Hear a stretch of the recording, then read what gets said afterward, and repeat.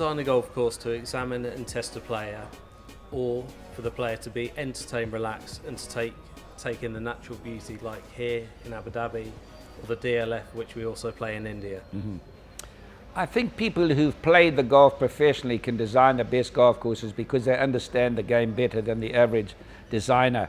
I try and build a golf course depending on what the owner wants. If he wants a really tough golf course, he's paying up the money, that's fine. But what I always advocate is that we should build a golf course for the average man who's playing.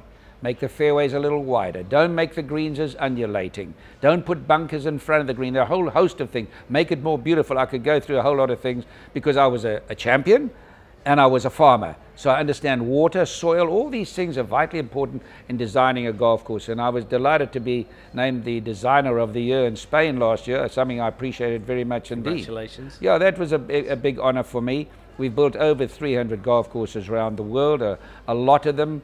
And you've got to build golf courses that are playable. We've got to remember the person who's supporting the game, not the professional. The man who's supporting the game and keeping it going is the amateur. And that's what we've got to put our energies into.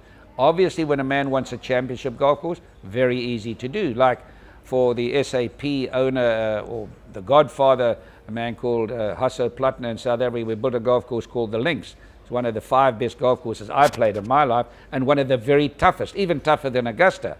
So he wanted that, but he has 3 other golf courses that we designed, which are for the average member. But going and playing that golf, it's like Carnoustie. It's an experience.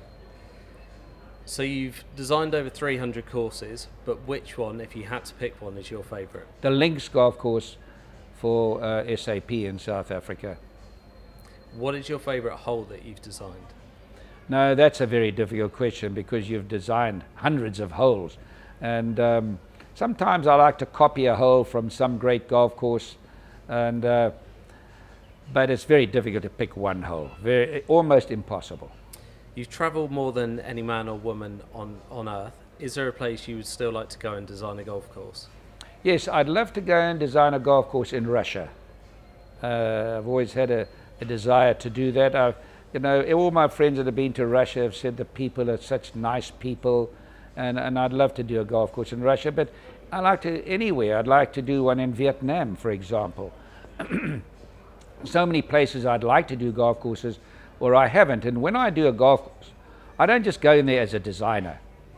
I'll go in there, I want his future membership to be involved with me. I want him to sit down with me. I want the owner not to just say, well, do it. I want to explain what is happening.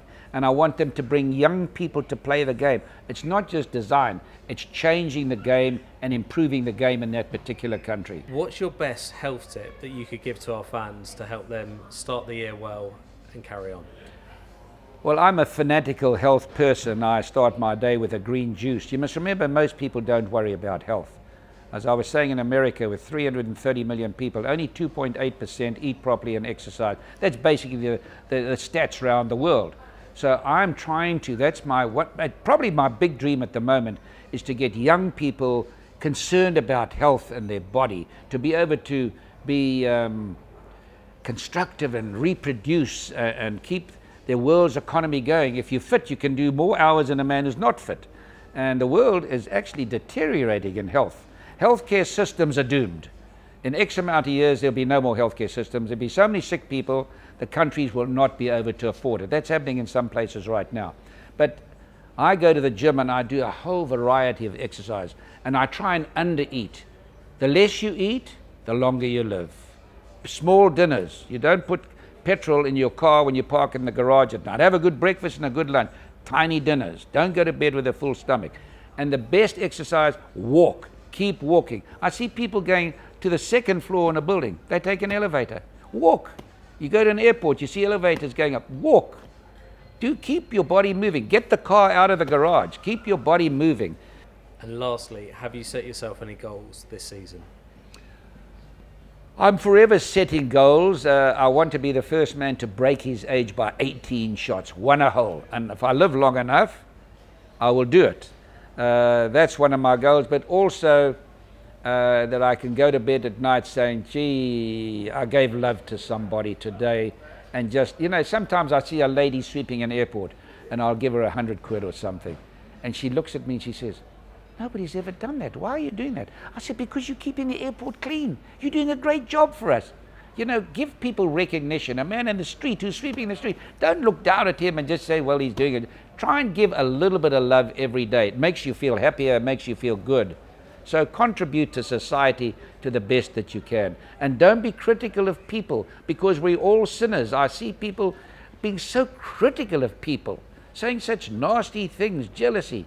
Avoid that. You know, when I played with Arnold Palmer and Jack Nicklaus, two of the greatest players that ever lived, I was never jealous of them, never. I just said, if you want to beat them, outwork them, stay fitter than them.